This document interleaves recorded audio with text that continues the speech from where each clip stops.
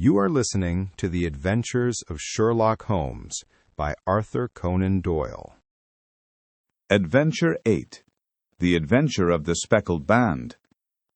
On glancing over my notes of the 70-odd cases in which I have during the last 8 years studied the methods of my friend Sherlock Holmes, I find many tragic, some comic, a large number merely strange, but none commonplace. For, working as he did rather for the love of his art than for the acquirement of wealth, he refused to associate himself with any investigation which did not tend towards the unusual and even the fantastic. Of all these varied cases, however, I cannot recall any which presented more singular features than that which was associated with the well-known Surrey family of the Roylotts of Stoke Moran. The events in question occurred in the early days of my association with Holmes, when we were sharing rooms as bachelors in Baker Street. It is possible that I might have placed them upon record before, but a promise of secrecy was made at the time, from which I have only been freed during the last month by the untimely death of the lady to whom the pledge was given. It is perhaps as well that the facts should now come to light, for I have reasons to know that there are widespread rumors as to the death of Dr. Grimesby Roylott, which tend to make the matter even more terrible than the truth. It was early in April in the year 83 that I woke one morning to find Sherlock Holmes standing, fully dressed, by the side of my bed. He was a late riser as a rule, and as the clock on the mantelpiece showed me that it was only 7:15, I blinked up at him in some surprise, and perhaps just a little resentment, for I was myself regular in my habits. "Very sorry to knock you up, Watson," said he, "but it's the common lot this morning.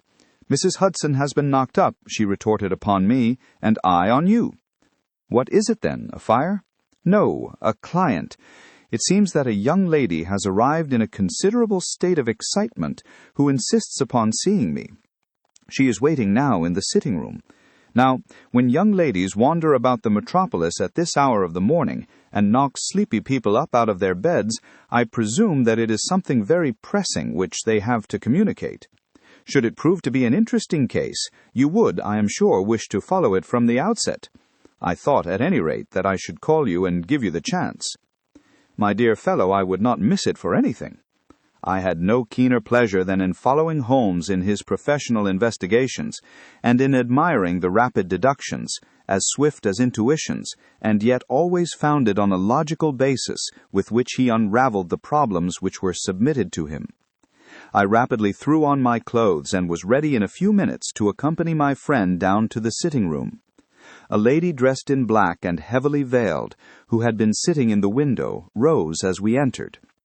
"Good morning, madam," said Holmes cheerily. "My name is Sherlock Holmes. This is my intimate friend and associate, Dr. Watson, before whom you can speak as freely as before myself. I'm glad to see that Mrs. Hudson has had the good sense to light the fire. Pray draw up to it, and I shall order you a cup of hot coffee, for I observe that you are shivering." "It is not cold which makes me shiver," said the woman in a low voice, changing her seat as requested. "What then?" "It is fear, Mr. Holmes. It is terror." She raised her veil as she spoke, and we could see that she was indeed in a pitiable state of agitation, her face all drawn and gray, with restless, frightened eyes, like those of some hunted animal. Her features and figure were those of a woman of 30, but her hair was shot with premature gray, and her expression was weary and haggard. Sherlock Holmes ran her over with one of his quick, all-comprehensive glances. "You must not fear," said he soothingly, bending forward and patting her forearm. "We shall soon set matters right, I have no doubt. You have come in by train this morning, I see. You know me, then?" "No, but I observed the second half of a return ticket in the palm of your left glove. You must have started early, and yet you had a good drive in a dog-cart along heavy roads before you reached the station." The lady gave a violent start and stared in bewilderment at my companion. "There is no mystery, my dear madam," said he, smiling. "The left arm of your jacket is spattered with mud in no less than 7 places. The marks are perfectly fresh. There is no vehicle save a dog-cart which throws up mud in that way, and then only when you sit on the left-hand side of the driver. "Whatever your reasons may be, you are perfectly correct," she said. "I started from home before 6, reached Leatherhead at 20 past, and came in by the first train to Waterloo. Sir, I can stand this strain no longer. I shall go mad if it continues. I have no one to turn to, none save only one who cares for me, and he, poor fellow, can be of little aid. I have heard of you, Mr. Holmes. I have heard of you from Mrs. Farintosh, whom you helped in the hour of her sore need. It was from her that I had your address. Oh, sir, do you not think that you could help me too, and at least throw a little light through the dense darkness which surrounds me? At present it is out of my power to reward you for your services, but in a month or 6 weeks I shall be married, with the control of my own income, and then at least you shall not find me ungrateful." Holmes turned to his desk and, unlocking it, drew out a small case-book which he consulted. "Farintosh," he said. "Ah, yes, I recall the case. It was concerned with an opal tiara. I think it was before your time, Watson. I can only say, madam, that I shall be happy to devote the same care to your case as I did to that of your friend. As to reward, my profession is its own reward, but you are at liberty to defray whatever expenses I may be put to at the time which suits you best. And now I beg that you will lay before us everything that may help us in forming an opinion upon the matter." "Alas," replied our visitor, "the very horror of my situation lies in the fact that my fears are so vague, and my suspicions depend so entirely upon small points, which might seem trivial to another, that even he to whom of all others I have a right to look for help and advice looks upon all that I tell him about it as the fancies of a nervous woman. He does not say so, but I can read it from his soothing answers and averted eyes. But I have heard, Mr. Holmes, that you can see deeply into the manifold wickedness of the human heart. You may advise me how to walk amid the dangers which encompass me." "I am all attention, madam." "My name is Helen Stoner, and I am living with my stepfather, who is the last survivor of one of the oldest Saxon families in England, the Roylotts of Stoke Moran, on the western border of Surrey." Holmes nodded his head. "The name is familiar to me," he said. "The family was at one time among the richest in England, and the estates extended over the borders into Berkshire in the north and Hampshire in the west. In the last century, however, 4 successive heirs were of a dissolute and wasteful disposition, and the family ruin was eventually completed by a gambler in the days of the Regency. Nothing was left save a few acres of ground and the 200-year-old house, which is itself crushed under a heavy mortgage. The last squire dragged out his existence there, living the horrible life of an aristocratic pauper. But his only son, my stepfather, seeing that he must adapt himself to the new conditions, obtained an advance from a relative, which enabled him to take a medical degree, and went out to Calcutta, where, by his professional skill and his force of character, he established a large practice. In a fit of anger, however, caused by some robberies which had been perpetrated in the house, he beat his native butler to death and narrowly escaped a capital sentence. As it was, he suffered a long term of imprisonment and afterwards returned to England a morose and disappointed man. When Dr. Roylott was in India, he married my mother, Mrs. Stoner, the young widow of Major General Stoner, of the Bengal Artillery. My sister Yulia and I were twins, and we were only 2 years old at the time of my mother's remarriage.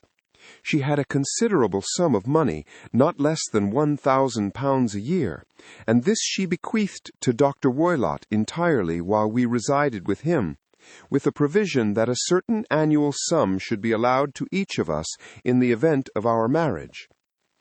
Shortly after our return to England, my mother died.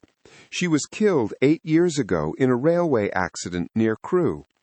Dr. Roylott then abandoned his attempts to establish himself in practice in London, and took us to live with him in the old ancestral house at Stoke Moran.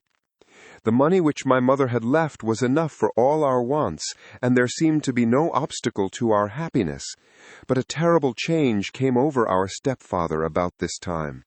Instead of making friends and exchanging visits with our neighbors, who had at first been overjoyed to see a Roylott of Stoke Moran back in the old family seat, he shut himself up in his house and seldom came out save to indulge in ferocious quarrels with whoever might cross his path. Violence of temper approaching to mania has been hereditary in the men of the family, and in my stepfather's case it had, I believe, been intensified by his long residence in the tropics. A series of disgraceful brawls took place, 2 of which ended in the police court, until at last he became the terror of the village, and the folks would fly at his approach, for he is a man of immense strength and absolutely uncontrollable in his anger. Last week he hurled the local blacksmith over a parapet into a stream, and it was only by paying over all the money which I could gather together that I was able to avert another public exposure. He had no friends at all save the wandering gypsies, and he would give these vagabonds leave to encamp upon the few acres of bramble-covered land which represent the family estate, and would accept in return the hospitality of their tents, wandering away with them sometimes for weeks on end. He has a passion also for Indian animals, which are sent over to him by a correspondent, and he has at this moment a cheetah and a baboon, which wander freely over his grounds and are feared by the villagers almost as much as their master. You can imagine from what I say that my poor sister Yulia and I had no great pleasure in our lives. No servant would stay with us, and for a long time we did all the work of the house. She was but 30 at the time of her death, and yet her hair had already begun to whiten, even as mine has. "Your sister is dead, then?" asked Holmes. "She died just 2 years ago, and it is of her death that I wish to speak to you. You can understand that, living the life which I have described, we were little likely to see anyone of our own age and position. We had, however, an aunt, my mother's maiden sister, Miss Honoria Westphale, who lives near Harrow, and we were occasionally allowed to pay short visits at this lady's house. Julia went there at Christmas 2 years ago, and met there a half-pay major of Marines, to whom she became engaged. My stepfather learned of the engagement when my sister returned, and offered no objection to the marriage. But within a fortnight of the day which had been fixed for the wedding, the terrible event occurred which has deprived me of my only companion." Sherlock Holmes had been leaning back in his chair with his eyes closed and his head sunk in a cushion, but he half opened his lids now and glanced across at his visitor. "Pray be precise as to details," he said. "It is easy for me to be so, for every event of that dreadful time is seared into my memory. The manor house is, as I have already said, very old, and only one wing is now inhabited.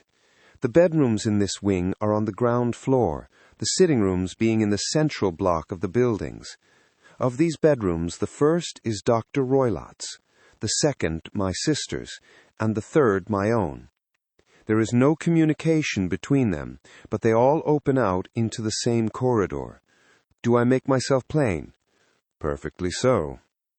"The windows of the 3 rooms open out upon the lawn. That fatal night, Dr. Roylott had gone to his room early, though we knew that he had not retired to rest, for my sister was troubled by the smell of the strong Indian cigars which it was his custom to smoke. She left her room, therefore, and came into mine, where she sat for some time, chatting about her approaching wedding. At 11 o'clock she rose to leave me, but she paused at the door and looked back. "Tell me, Helen," she said, "have you ever heard anyone whistle in the dead of the night?" "Never," said I. "I suppose that you could not possibly whistle yourself in your sleep?" "Certainly not. But why?" "Because during the last few nights I have always, about 3 in the morning, heard a low, clear whistle. I am a light sleeper, and it has awakened me. I cannot tell where it came from. Perhaps from the next room, perhaps from the lawn. I thought that I would just ask you whether you had heard it." "No, I have not. It must be those wretched gypsies in the plantation." "Very likely, and yet if it were on the lawn, I wonder that you did not hear it also. "Ah, but I sleep more heavily than you." "Well, it is of no great consequence, at any rate." She smiled back at me, closed my door, and a few moments later I heard her key turn in the lock. "Indeed," said Holmes. "Was it your custom always to lock yourselves in at night?" "Always." "And why?"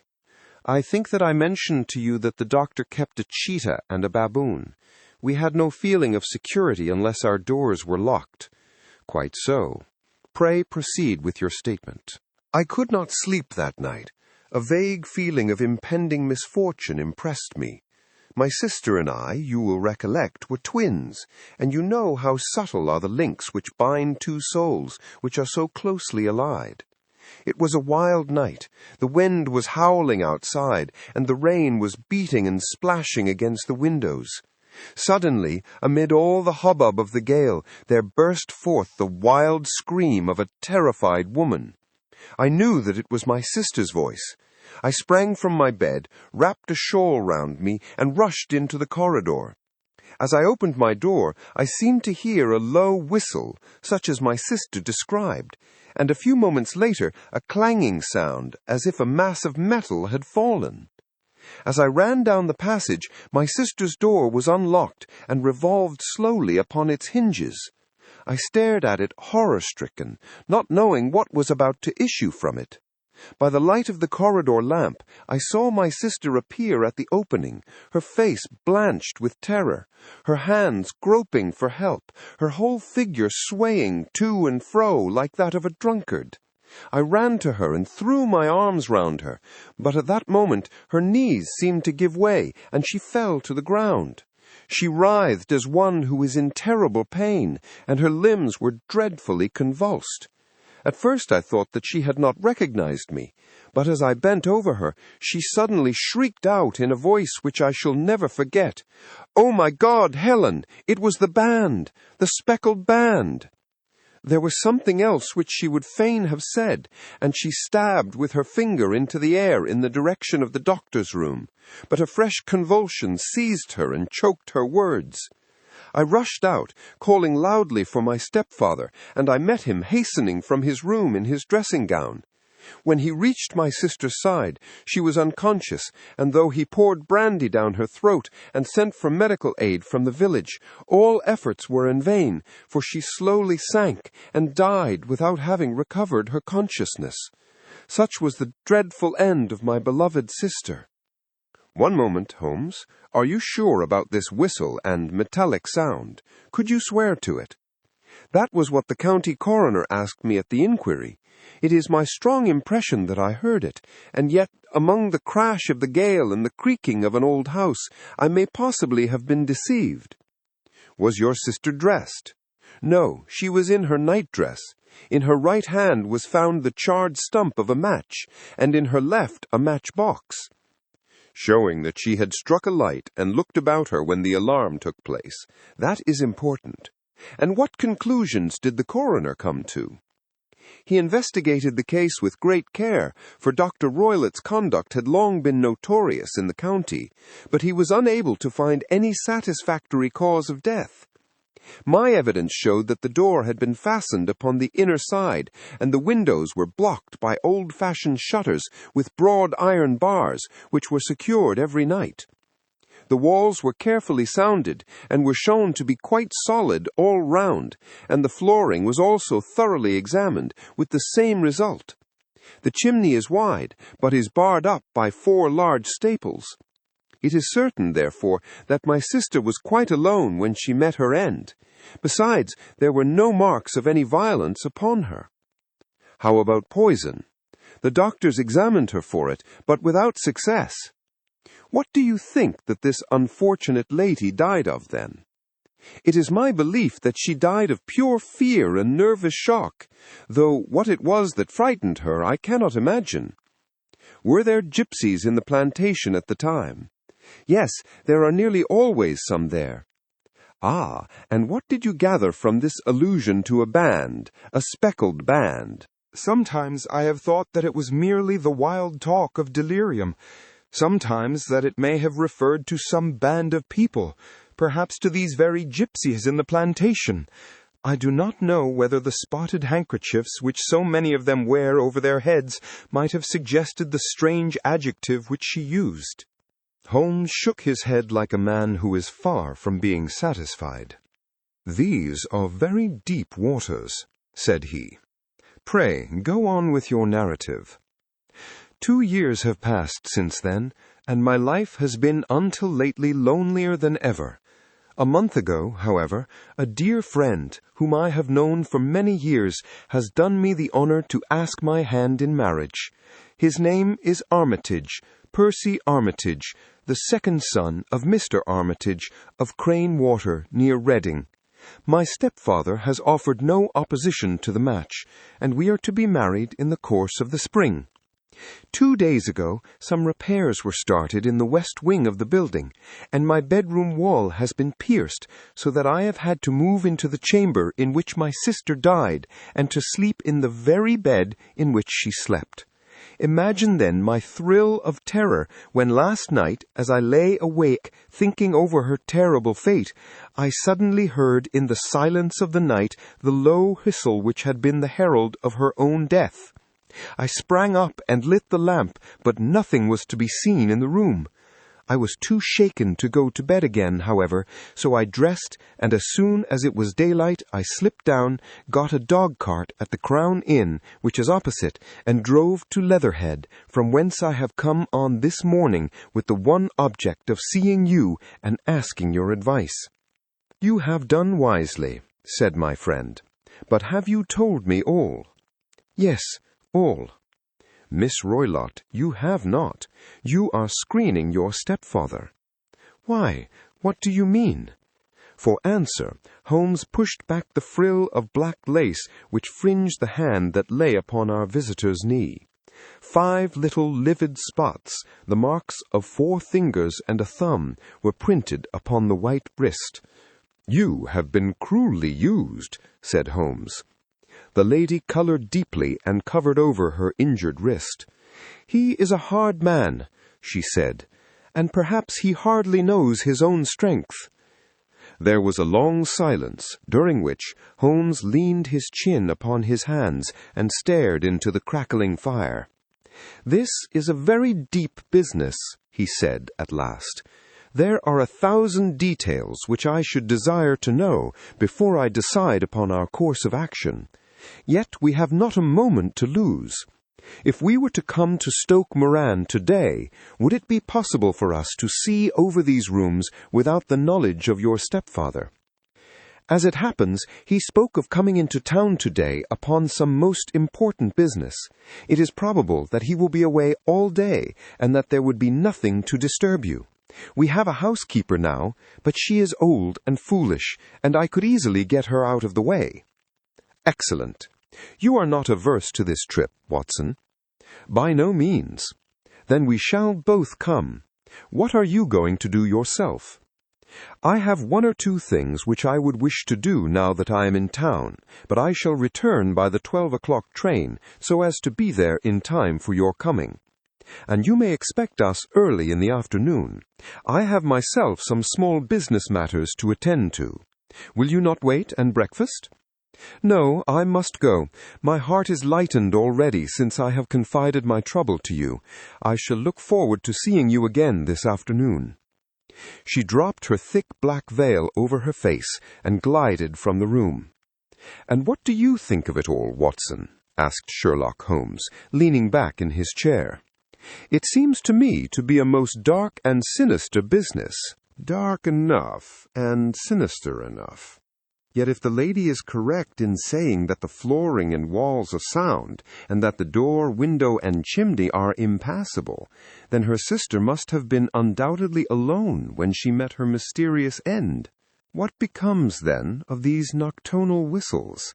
And what of the very peculiar words of the dying woman? I cannot think. When you combine the ideas of whistles at night, the presence of a band of gypsies who are on intimate terms with this old doctor, the fact that we have every reason to believe that the doctor has an interest in preventing his stepdaughter's marriage, the dying allusion to a band, and finally, the fact that Miss Helen Stoner heard a metallic clang which might have been caused by one of those metal bars that secured the shutters falling back into its place, I think that there is good ground to think that the mystery may be cleared along those lines. But what then did the gypsies do? I cannot imagine. I see many objections to any such theory. And so do I. It is precisely for that reason that we are going to Stoke Moran this day. I want to see whether the objections are fatal, or if they may be explained away. But what in the name of the devil? The ejaculation had been drawn from my companion by the fact that our door had been suddenly dashed open, and that a huge man had framed himself in the aperture. His costume was a peculiar mixture of the professional and of the agricultural, having a black top hat, a long frock coat, and a pair of high gaiters with a hunting crop swinging in his hand. So tall was he that his hat actually brushed the crossbar of the doorway, and his breadth seemed to span it across from side to side. A large face, seared with 1,000 wrinkles, burned yellow with the sun, and marked with every evil passion, was turned from one to the other of us, while his deep-set, bile-shot eyes and his high, thin, fleshless nose gave him somewhat the resemblance to a fierce old bird of prey. "Which of you is Holmes?" asked this apparition. "My name, sir, but you have the advantage of me," said my companion quietly. "I am Dr. Grimesby Roylott, of Stoke Moran." "Indeed, doctor," said Holmes blandly. "Pray, take a seat." "I will do nothing of the kind. My stepdaughter has been here. I have traced her. What has she been saying to you?" "It is a little cold for the time of the year," said Holmes. "What has she been saying to you?" screamed the old man furiously. "But I have heard that the crocuses promise well," continued my companion imperturbably. "Ha! You put me off, do you?" said our new visitor, taking a step forward and shaking his hunting crop. "I know you, you scoundrel. I have heard of you before. You are Holmes, the meddler." My friend smiled. "Holmes the busybody." His smile broadened. "Holmes the Scotland Yard jack-in-office." Holmes chuckled heartily. "Your conversation is most entertaining," said he. "When you go out, close the door, for there is a decided draught." "I will go when I have had my say. Don't you dare to meddle with my affairs. I know that Miss Stoner has been here. I traced her. I am a dangerous man to fall foul of. See here." He stepped swiftly forward, seized the poker, and bent it into a curve with his huge brown hands. "See that you keep yourself out of my grip," he snarled, and hurling the twisted poker into the fireplace, he strode out of the room. "He seems a very amiable person," said Holmes, laughing. "I am not quite so bulky, but if he had remained, I might have shown him that my grip was not much more feeble than his own." As he spoke, he picked up the steel poker, and, with a sudden effort, straightened it out again. "Fancy his having the insolence to confound me with the official detective force." This incident gives zest to our investigation, however, and I only trust that our little friend will not suffer from her imprudence in allowing this brute to trace her. And now, Watson, we shall order breakfast, and afterwards I shall walk down to Doctors' Commons, where I hope to get some data which may help us in this matter. It was nearly 1 o'clock when Sherlock Holmes returned from his excursion. He held in his hand a sheet of blue paper, scrawled over with notes and figures. "I have seen the will of the deceased wife," he said. "To determine its exact meaning, I have been obliged to work out the present prices of the investments with which it is concerned. The total income, which, at the time of the wife's death, was little short of £1,100, is now, through the fall in agricultural prices, not more than £750. Each daughter can claim an income of £250 in case of marriage. It is evident, therefore, that if both girls had married, this brute would have had a mere pittance, while even one of them would cripple him to a very serious extent. My morning's work has not been wasted, since it has proved that he has the very strongest motives for standing in the way of anything of the sort.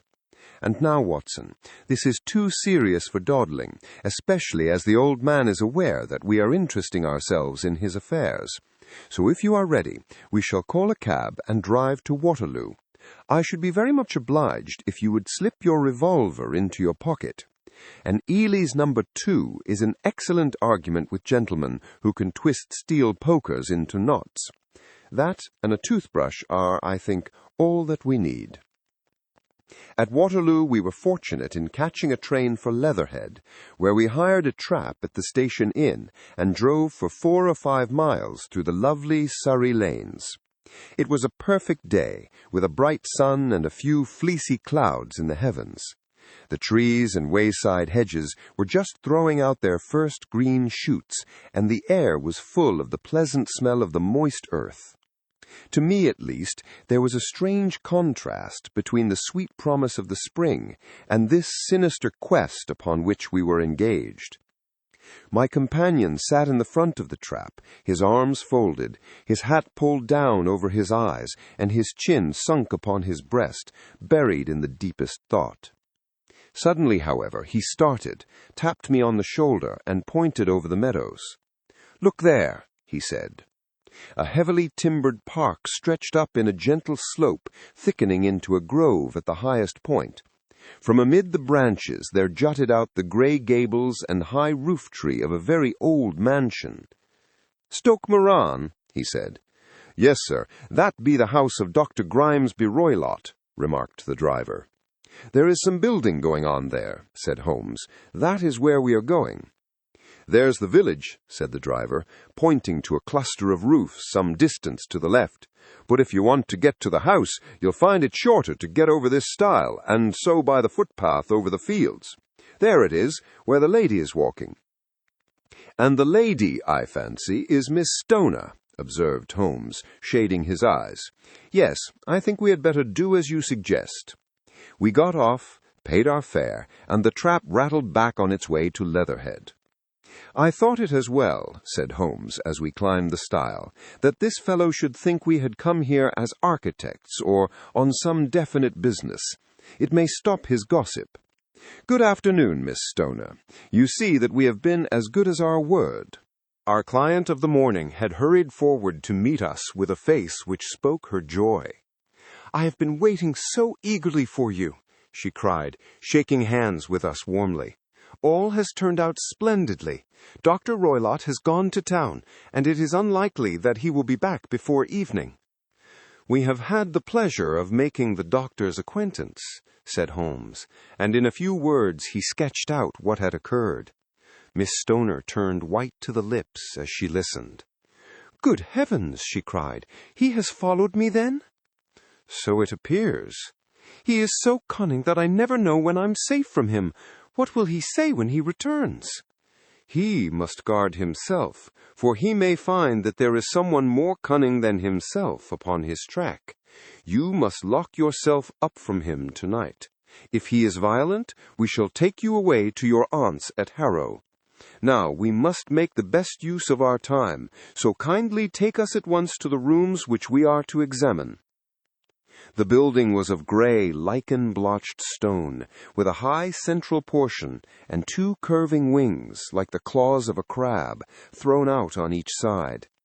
In one of these wings the windows were broken and blocked with wooden boards, while the roof was partly caved in, a picture of ruin. The central portion was in little better repair, but the right-hand block was comparatively modern, and the blinds in the windows, with the blue smoke curling up from the chimneys, showed that this was where the family resided. Some scaffolding had been erected against the end wall, and the stonework had been broken into, but there were no signs of any workmen at the moment of our visit. Holmes walked slowly up and down the ill-trimmed lawn, and examined with deep attention the outsides of the windows. "This, I take it, belongs to the room in which you used to sleep. the center one to your sister's, and the one next to the main building to Dr. Roylott's chamber. Exactly so, but I am now sleeping in the middle one, pending the alterations, as I understand. By the way, there does not seem to be any very pressing need for repairs at that end wall. There were none. I believe that it was an excuse to move me from my room. Ah, that is suggestive. Now, on the other side of this narrow wing runs the corridor from which these 3 rooms open. There are windows in it, of course. Yes, but very small ones, too narrow for anyone to pass through. As you both locked your doors at night, your rooms were unapproachable from that side. Now, would you have the kindness to go into your room and bar your shutters?" Miss Stoner did so, and Holmes, after a careful examination through the open window, endeavored in every way to force the shutter open, but without success. There was no slit through which a knife could be passed to raise the bar. Then, with his lens, he tested the hinges, but they were of solid iron, built firmly into the massive masonry. Said he, scratching his chin in some perplexity. "My theory certainly presents some difficulties. No one could pass these shutters if they were bolted. Well, we shall see if the inside throws any light upon the matter." A small side door led into the whitewashed corridor from which the 3 bedrooms opened.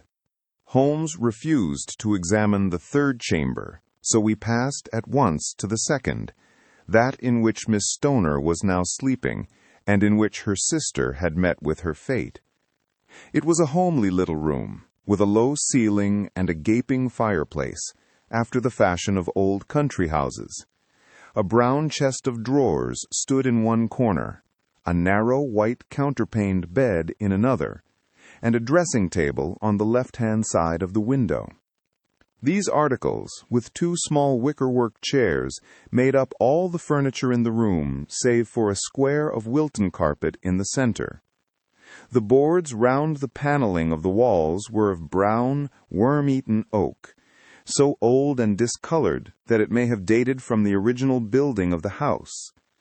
Holmes drew one of the chairs into a corner and sat silent, while his eyes traveled round and up and down, taking in every detail of the apartment.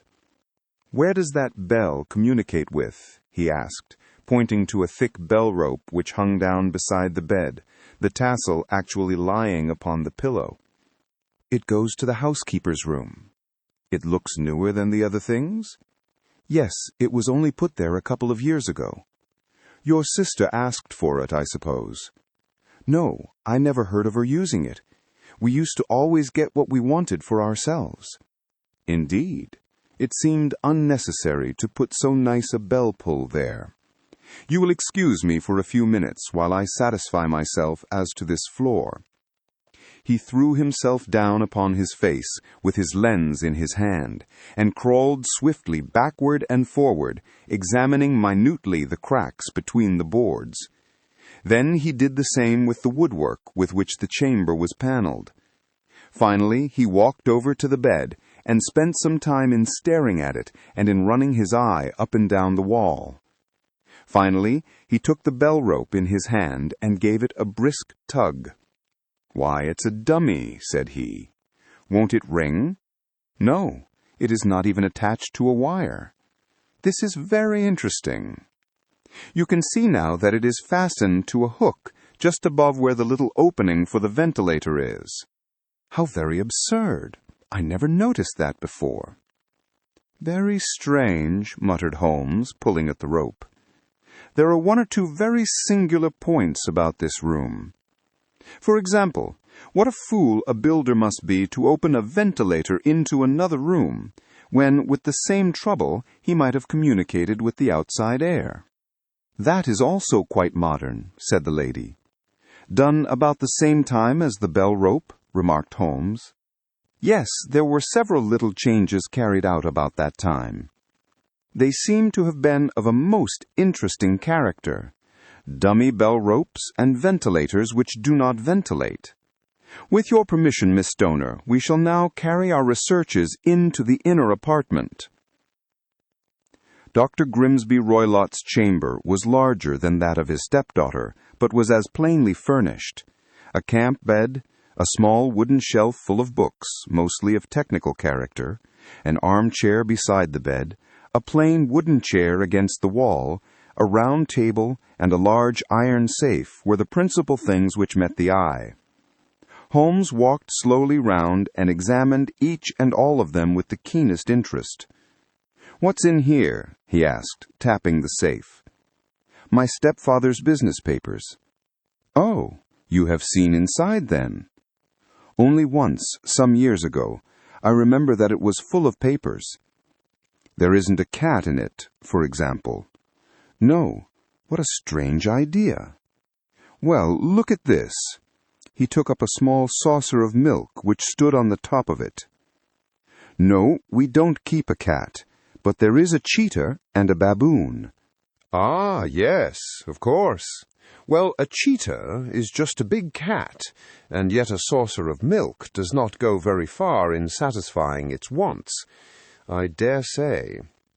There is one point which I should wish to determine. He squatted down in front of the wooden chair and examined the seat of it with the greatest attention. "Thank you. That is quite settled," he said, rising and putting his lens in his pocket. "Hullo! Here is something interesting." The object which had caught his eye was a small dog lash hung on one corner of the bed. The lash, however, was curled upon itself and tied so as to make a loop of whipcord. "What do you make of that, Watson?" "It's a common enough lash, but I don't know why it should be tied." "That is not quite so common, is it? Ah, me, it's a wicked world, and when a clever man turns his brains to crime, it is the worst of all. I think that I have seen enough now, Miss Stoner, and with your permission we shall walk out upon the lawn." I had never seen my friend's face so grim, or his brow so dark as it was, when we turned from the scene of this investigation. We had walked several times up and down the lawn, neither Miss Stoner nor myself liking to break in upon his thoughts before he roused himself from his reverie. "It is very essential, Miss Stoner," said he, "that you should absolutely follow my advice in every respect." "I shall most certainly do so." "The matter is too serious for any hesitation. Your life may depend upon your compliance. I assure you that I am in your hands. In the first place, both my friend and I must spend the night in your room." Both Miss Stoner and I gazed at him in astonishment. "Yes, it must be so. Let me explain. I believe that is the village inn over there?" "Yes, that is the Crown." "Very good. Your windows would be visible from there." "Certainly." "You must confine yourself to your room on pretense of a headache when your stepfather comes back. Then, when you hear him retire for the night, you must open the shutters of your window, undo the hasp, put your lamp there as a signal to us, and then withdraw quietly with everything which you are likely to want into the room which you used to occupy. I have no doubt that, in spite of the repairs, you could manage there for one night." "Oh, yes, easily." "The rest you will leave in our hands." "But what will you do?" "We shall spend the night in your room, and we shall investigate the cause of this noise which has disturbed you." "I believe, Mr. Holmes, that you have already made up your mind," said Miss Stoner, laying her hand upon my companion's sleeve. "Perhaps I have." "Then for pity's sake, tell me what was the cause of my sister's death." "I should prefer to have clearer proofs before I speak." "You can at least tell me whether my own thought is correct, and if she died from some sudden fright?" "No, I do not think so. I think that there was probably some more tangible cause. And now, Miss Stoner, we must leave you, for if Dr. Roylott returned and saw us, our journey would be in vain. Goodbye, and be brave. For if you will do what I have told you, you may rest assured that we shall soon drive away the dangers that threaten you." Sherlock Holmes and I had no difficulty in engaging a bedroom and sitting-room at the Crown Inn. They were on the upper floor, and from our window we could command a view of the avenue gate and of the inhabited wing of Stoke Moran Manor House. At dusk we saw Dr. Grimesby Roylott drive past, his huge form looming up beside the little figure of the lad who drove him. The boy had some slight difficulty in undoing the heavy iron gates, and we heard the hoarse roar of the doctor's voice and saw the fury with which he shook his clenched fists at him. The trap drove on, and a few minutes later we saw a sudden light spring up among the trees as the lamp was lit in one of the sitting rooms. "Do you know, Watson," said Holmes, as we sat together in the gathering darkness, "I have really some scruples as to taking you tonight. There is a distinct element of danger." "Can I be of assistance? Your presence might be invaluable." "Then I shall certainly come. It is very kind of you." "You speak of danger. You have evidently seen more in these rooms than was visible to me." "No, but I fancy that I may have deduced a little more. I imagine that you saw all that I did." "I saw nothing remarkable save the bell rope, and what purpose that could answer, I confess, is more than I can imagine." "You saw the ventilator, too." "Yes, but I do not think that it is such a very unusual thing to have a small opening between two rooms. It was so small that a rat could hardly pass through.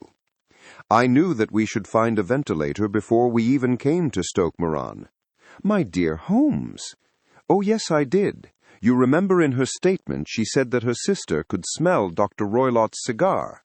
Now, of course, that suggested at once that there must be a communication between the two rooms. It could only be a small one, or it would have been remarked upon at the coroner's inquiry. I deduced a ventilator." "But what harm can there be in that?" "Well, there is at least a curious coincidence of dates.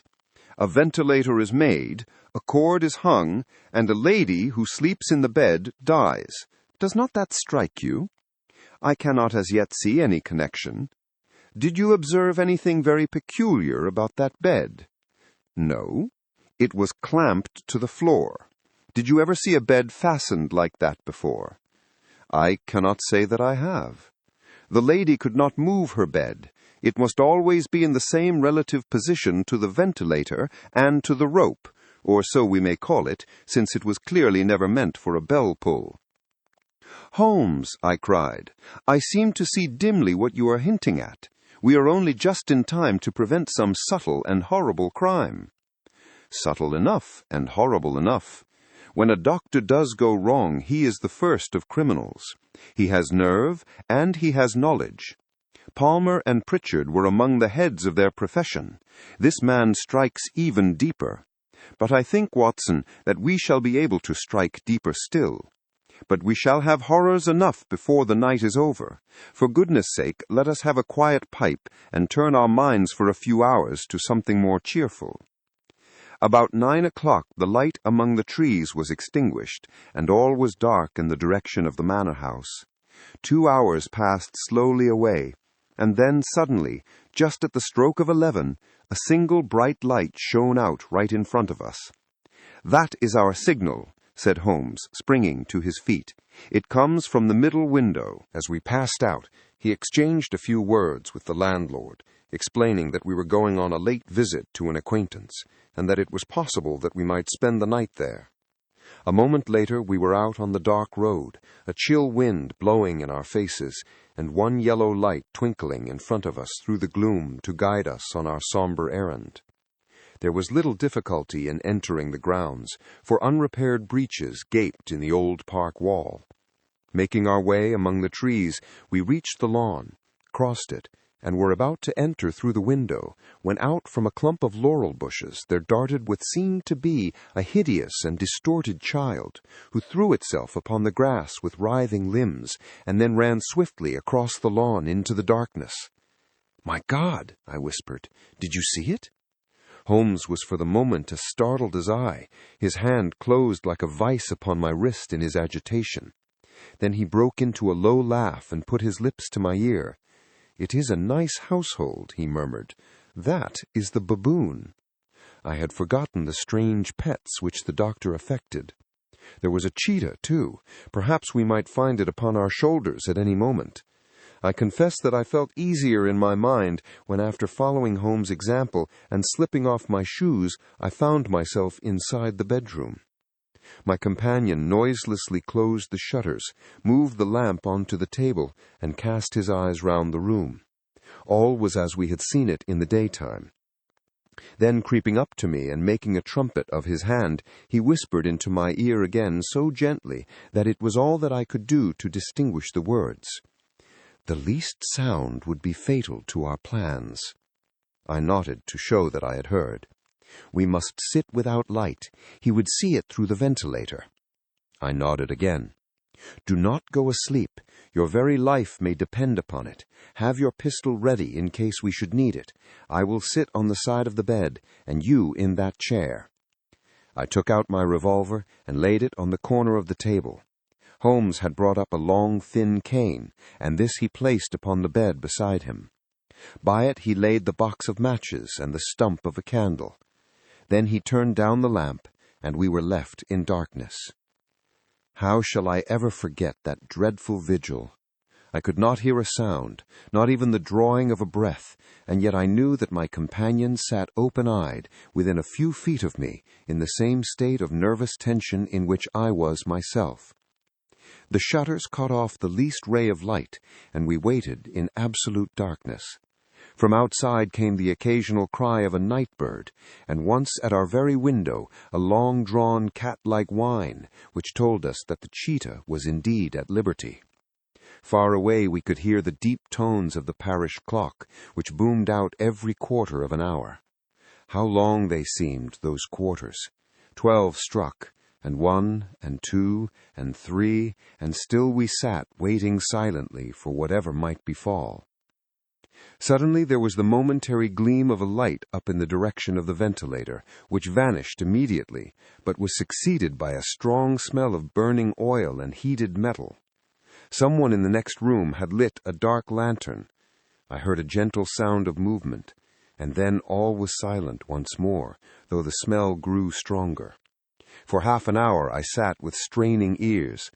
Then suddenly another sound became audible, a very gentle, soothing sound, like that of a small jet of steam escaping continually from a kettle.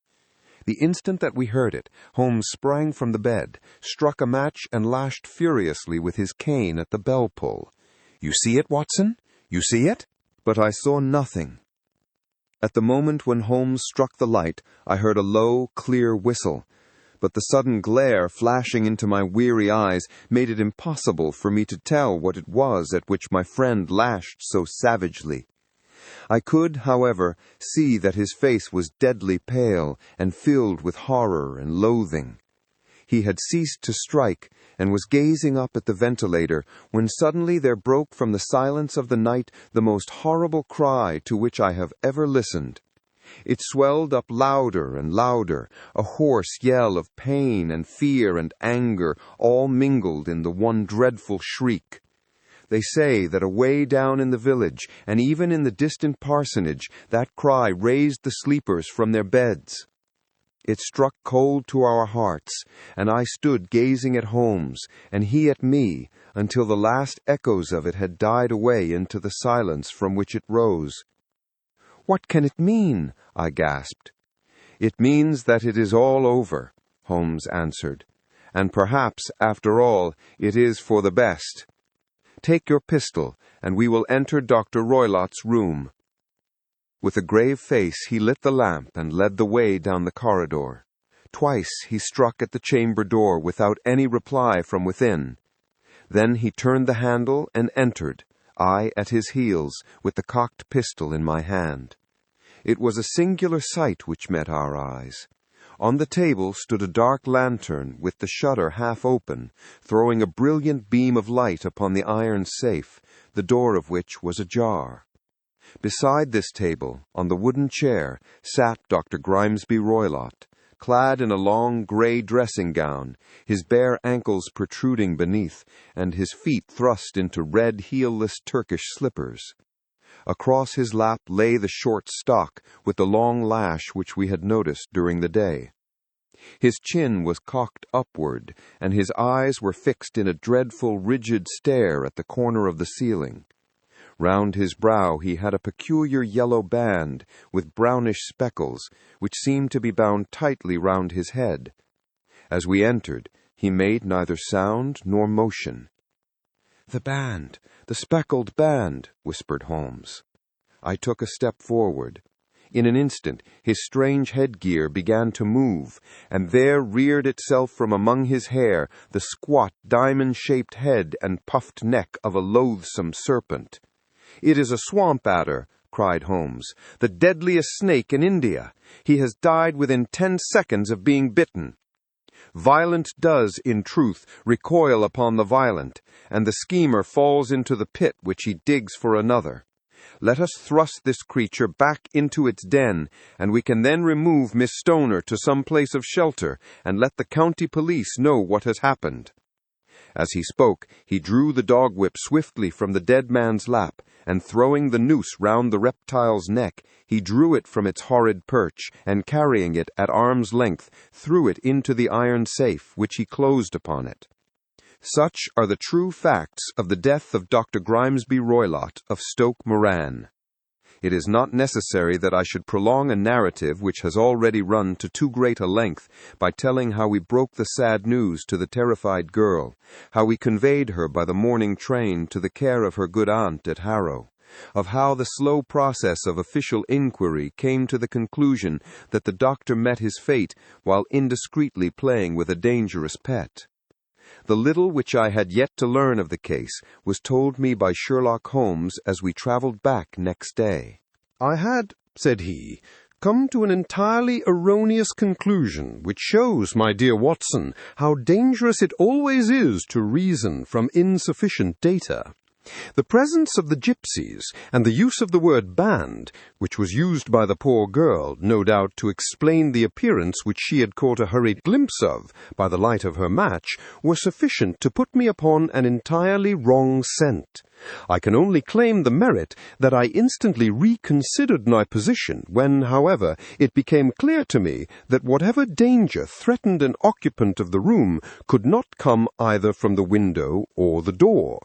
My attention was speedily drawn, as I have already remarked to you, to this ventilator, and to the bell rope which hung down to the bed.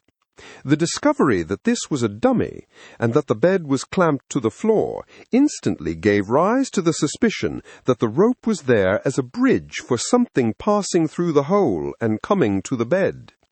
The idea of a snake instantly occurred to me, and when I coupled it with my knowledge that the doctor was furnished with a supply of creatures from India, I felt that I was probably on the right track. The idea of using a form of poison which could not possibly be discovered by any chemical test was just such a one as would occur to a clever and ruthless man who had had an Eastern training. The rapidity with which such a poison would take effect would also, from his point of view, be an advantage. It would be a sharp-eyed coroner, indeed, who could distinguish the 2 little dark punctures which would show where the poison fangs had done their work. Then I thought of the whistle. Of course, he must recall the snake before the morning light revealed it to the victim. He had trained it, probably by the use of the milk which we saw, to return to him when summoned. He would put it through this ventilator at the hour that he thought best, with the certainty that it would crawl down the rope and land on the bed. It might or might not bite the occupant. Perhaps she might escape every night for a week, but sooner or later she must fall a victim. I had come to these conclusions before ever I had entered his room. An inspection of his chair showed me that he had been in the habit of standing on it, which of course would be necessary in order that he should reach the ventilator. The sight of the safe, the saucer of milk, and the loop of whipcord were enough to finally dispel any doubts which may have remained. The metallic clang heard by Miss Stoner was obviously caused by her stepfather hastily closing the door of his safe upon its terrible occupant. Having once made up my mind, you know the steps which I took in order to put the matter to the proof. I heard the creature hiss, as I have no doubt that you did also, and I instantly lit the light and attacked it. with the result of driving it through the ventilator, and also with the result of causing it to turn upon its master at the other side. Some of the blows of my cane came home and roused its snakish temper, so that it flew upon the first person it saw. In this way I am no doubt indirectly responsible for Dr. Grimesby Roylett's death, and I cannot say that it is likely to weigh very heavily upon my conscience. You've reached the end of this audiobook. Thank you for listening. If you enjoyed it, consider subscribing for more classic audiobooks. Until next time.